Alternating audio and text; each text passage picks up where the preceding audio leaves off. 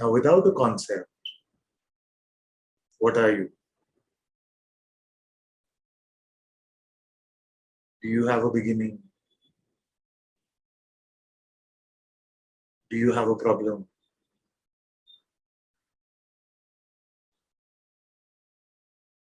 Can you describe your life situation?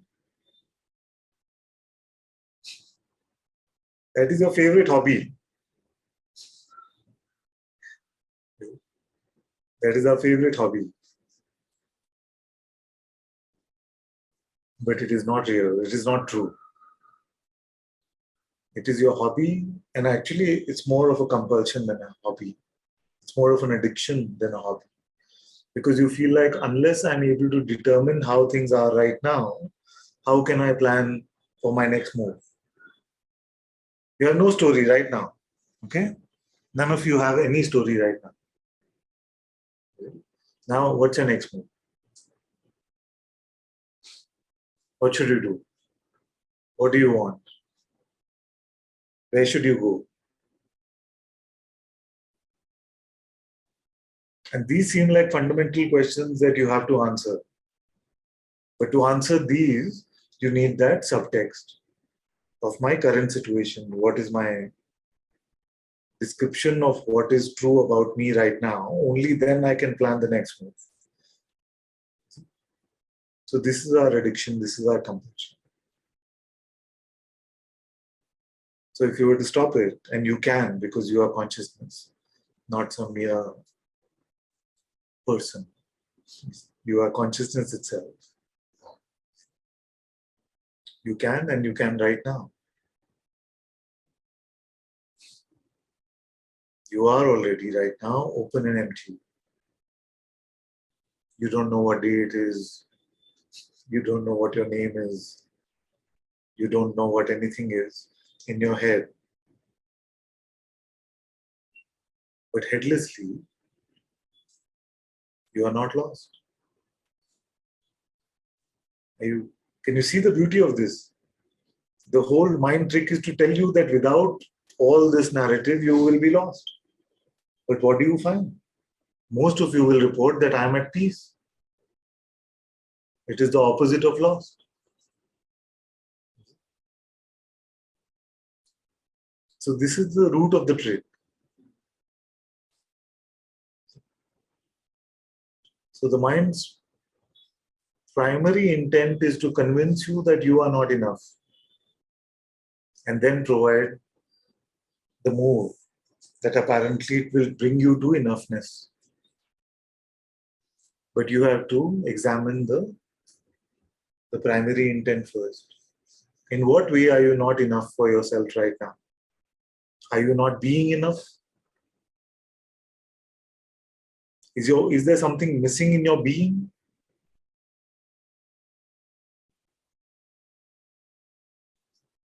And if your being is all there is, what more can you want?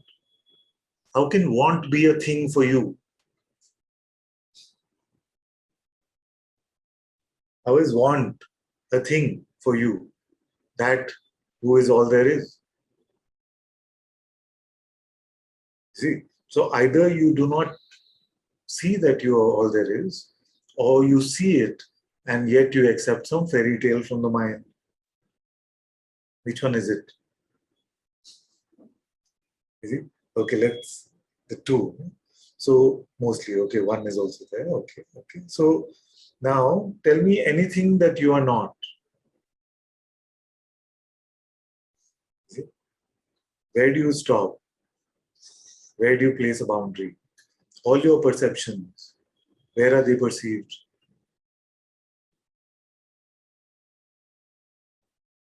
Does the little bit, these minimal sensations that we call the body, do they contain something called you? Who is that you contained in these sensations called the body? There's nobody like that. It is only true in your stories about yourself. It is never true even in your perception. You say this body contains me. But you are as much on this side of that sensation as on that side. Can we see this today? See if a sensation contains you only on one side. Like if you are contained by it, then you would be like this water, isn't it? That the glass is the body, I am the water, I am only on this side of the sensation, I'm not on the outside, I'm only on the inside. Is it like that for you in your experience? Every sensation is contained within you. Every perception is contained within you. Everywhere that your attention can go is only within you. What forces you to draw your boundary around this measly set of sensations? Nothing forces. You see? It's just that you're playing the game of having fallen in love with the mental story in which you are that which is contained in this body, or you are the body itself, whatever the narrative may be.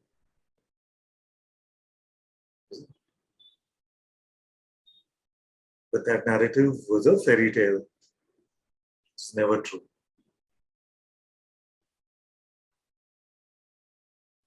It's not even a fun fairy tale. So there's no reason to keep going back to that.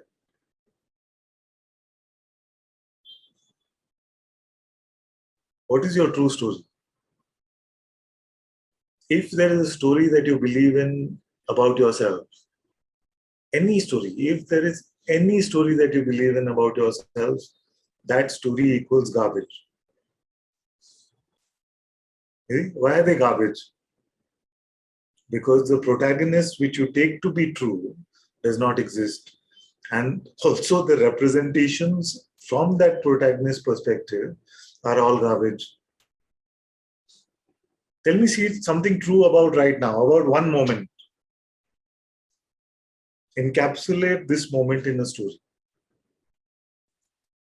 I give you 10,000 words and as much time as you want. You can't do it. Your head cannot encapsulate one moment in time. And a story is about lifetimes. Can you see the absurdity? Right now, what is this? What is this right now? Can't grasp at it. You can see the nonsense. Like try to say it. What is this right now? One will say this is Satsang with Ananta. One will say Father is talking to us. One will say Father is really ranting today right at the beginning. One will say, what is this guy? He's too absurd. I'm going. One will say, this is so nice. I'm getting into Turiya state. You see, all this. So what is the reality of it right now? Those are not compatible.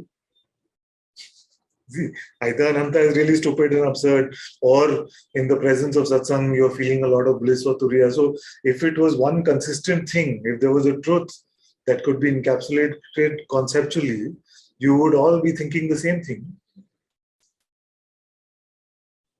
You see, but it's not. Because we cannot capture it really, then we try to say, this is what this is. And why are you compelled to do that by your mind? So that then you can say, okay, this is what I have understood. And therefore now this is what I should do. I should only stay like this. Yes, Father is telling us the truth.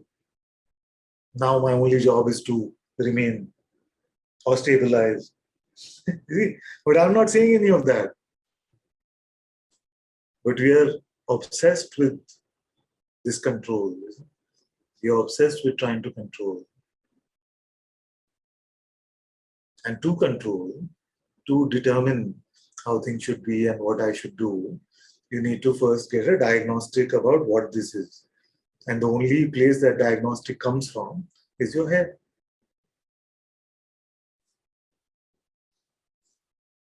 You see?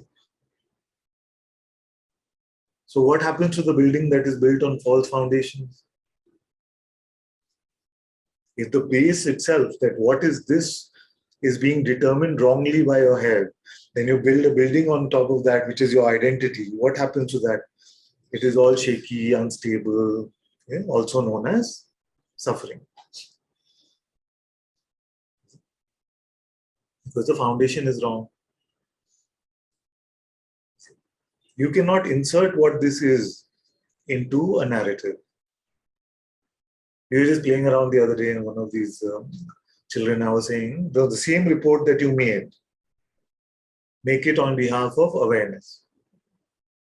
Instead of saying, I went, I did this happened to me, they said like this, you see, whatever the report was, instead of that, say awareness and then continue the story.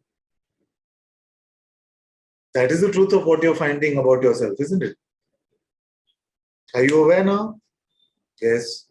You that is aware is awareness itself. We've gone through this many times and we can repeat this again. But awareness is the discovery you're making about yourself. This awareness is what you are. Bhagwan Ramana Maharishi said, awareness is your true name. So your true name is awareness.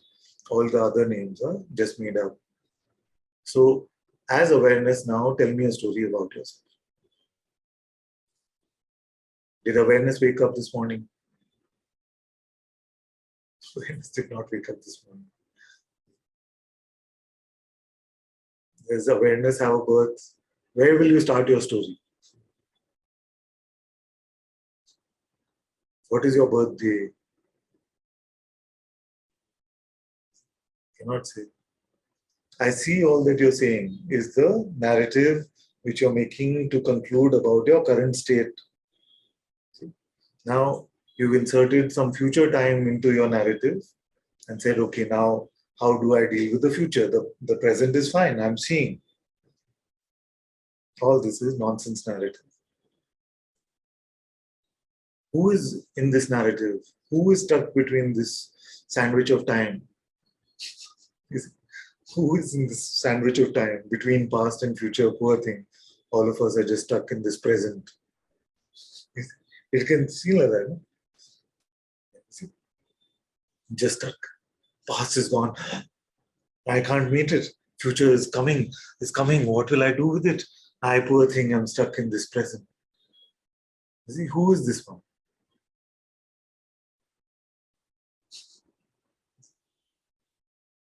Little over cheese slice.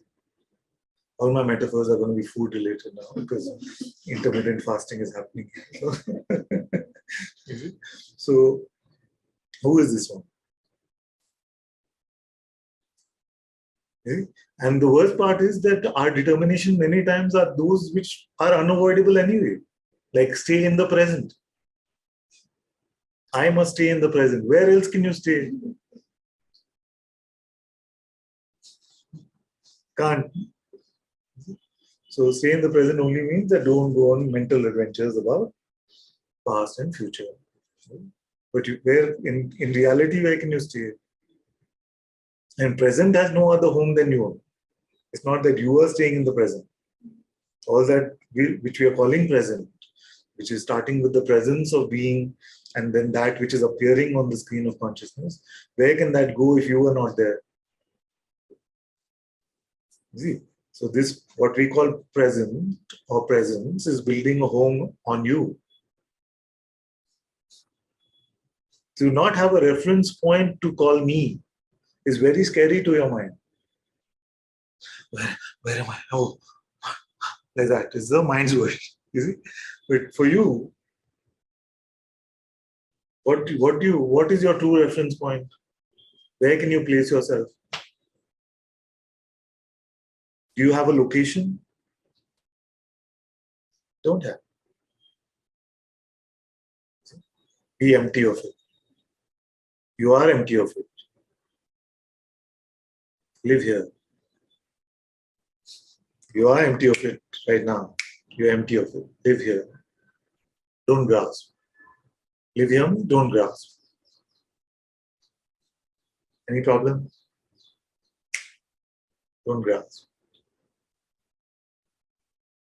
Live here. Headlessly. This is freedom. This is freedom.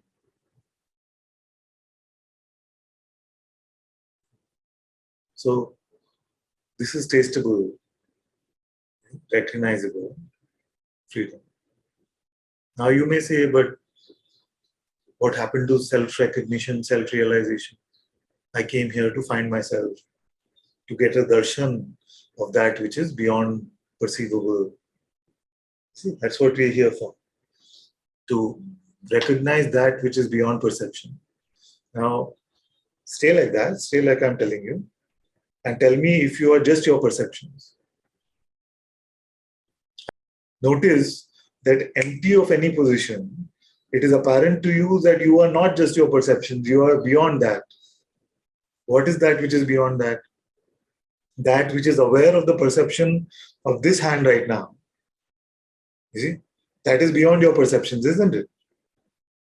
You see? And yet at the same time, you can confirm that it is you. Nobody can say, no, it's not me, it's my neighbor. It's you that is aware. So that is your non-phenomenal recognition of yourself. As simple as that. Don't convince your mind. Now, only believe the story that applies to this you.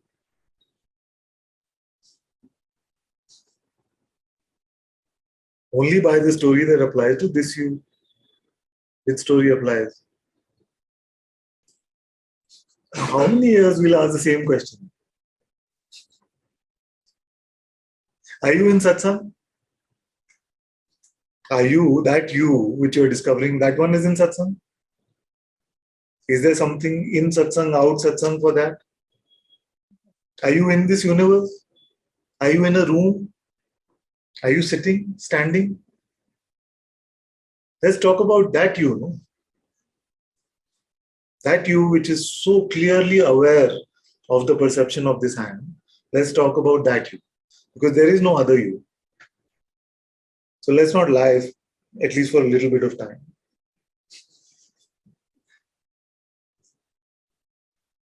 Now what's happening to you? Not the made up you. Not the one with the story. Right now, you. Right now, you. What is the world to you?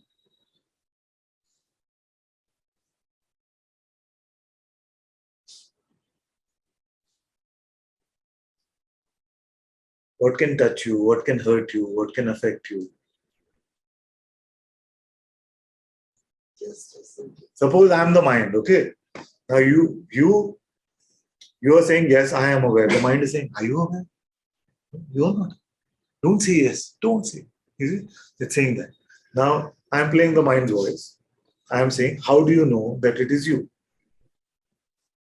Are you seeing something like that? Have you seen this you? Haven't seen it. So are you just thinking it is you? Then what is the basis for this confirmation? Yeah? I come before you, before the mind. I come? Before the mind. You are the mind. Yes. You come before. But what shows you this I? Just This I. What is this just I? So I'm still the mind, okay? Don't worry.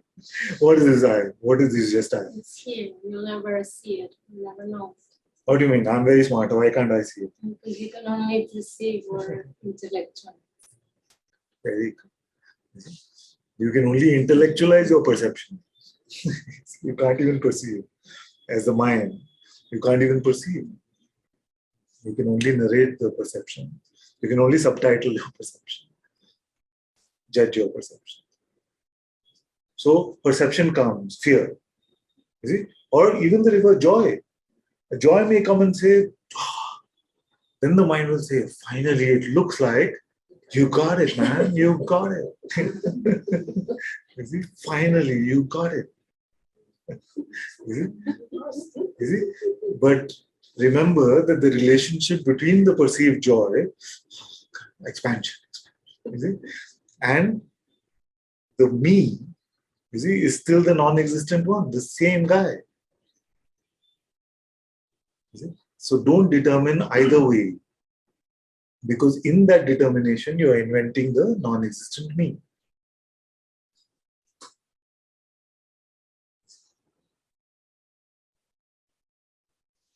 Taste everything. Joy comes, taste it. Joy comes, taste it. Nothing is inherently bad to taste, actually.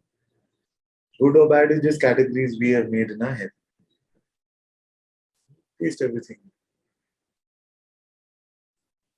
but don't make relationships.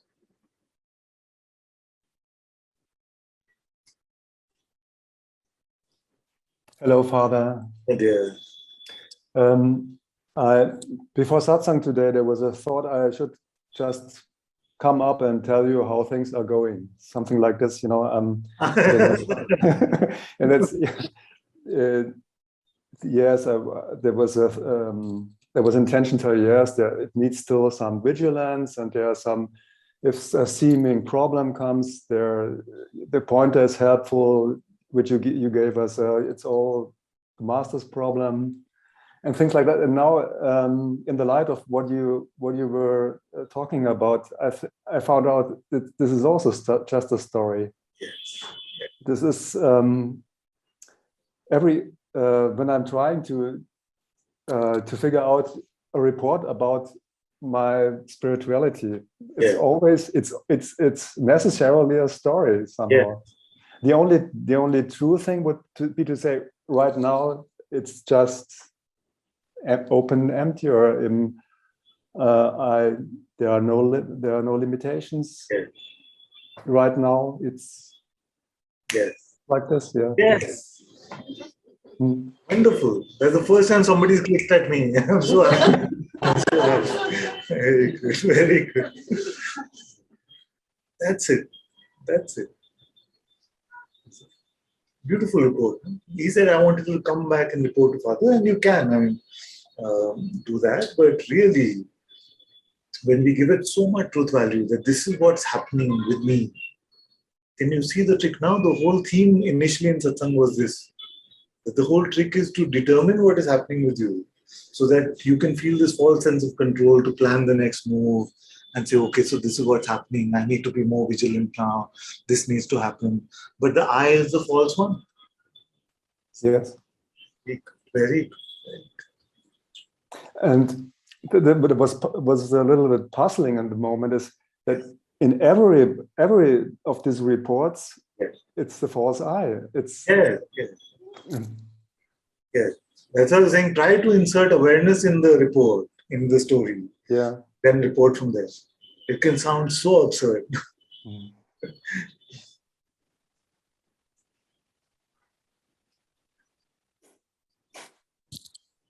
Wonderful. I enjoyed this very much.